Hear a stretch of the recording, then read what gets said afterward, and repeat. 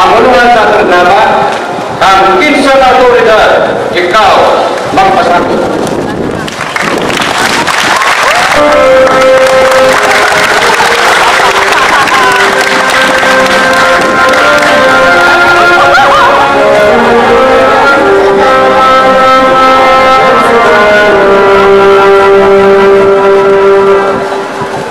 Ganun mo na kau kapaman, Hadwa?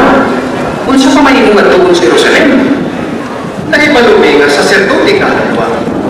Apang sa ingero mo ang maingolo, nga walay dautan kung kita ang hiradili sa Bethel Musibang ang Yehova.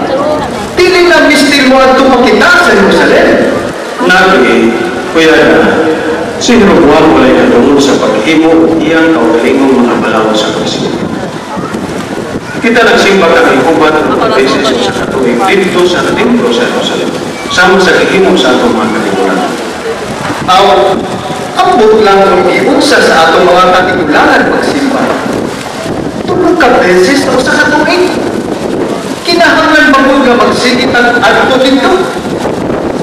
Paalit yung naghalan natong pista. O sa pagkakimunod lang, ang mga saserdote sa udang walang mahibalo sa atong kahintang din sa Bethel. Ang kahintang dito, lahi sa ato. Kung niya kay akong isulti ni Hadwa, nahibalo na din si Kuya. Bayan sa unsa, Nabi, Wala ko makatambok sa unang adlaw sa may aming pista. noon sa kanabi, huwag ka magkatambong. Panahon sa pagsimba ang pista. Ang nahibalo ako. Aman, kung naunaan lang ang akong kahintang Hadwa, doon na ako'y panulyang gibuhi.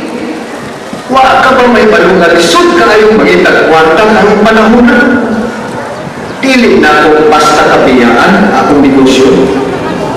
Kawas pa, nakatambong ako sa hindi mga adlaw sa pista. Unang adlaw lang ang walang ako matambungi. Doon na mo ko yung importanteng iasikaso sa akong negosyo.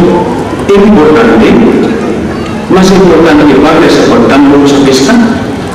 Sa unang adlaw lang, pasti na ni mo Hadwa. Nahibalo ako na dili ka magkasabutan mo kay saserdote ka. Tinaganahan ka sa tanan ng panginahanlan. Apan ako, kinahanglan mangamas pag-ayo aron may mamaon ng atong pamilya. Sa tinuod lang namin, nisubay ako ng trabaho sa mga nagyanon. Apan ang pagsimba ka ni Kuba, ano na iunahon kayo sa negosyo? Mauna yung isulti niya, Hadwa. Apan, di siya minama. Dili na kalatangay lalisan pa. Nasumpad na ni Jeroboam ka ng problema, tungod kay siya mingon na kita makahimo sa pagsimba din nila mismo sa Bethel.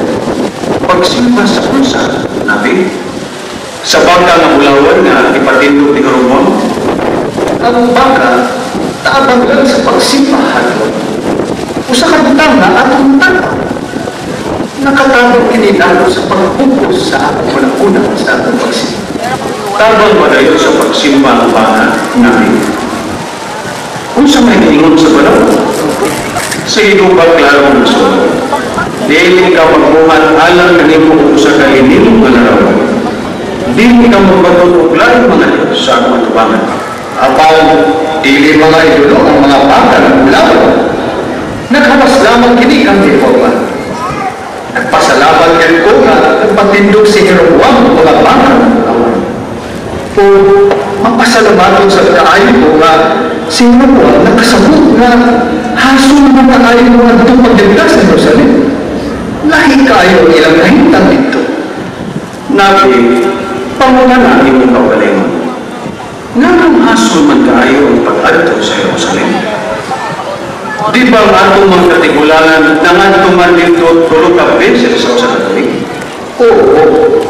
Apan, sama sa imo na Hadwa. Lahig na ang panahon karon. O may panahon sa pagbiyahe o sa kakadlaw ngadto sa Jerusalem.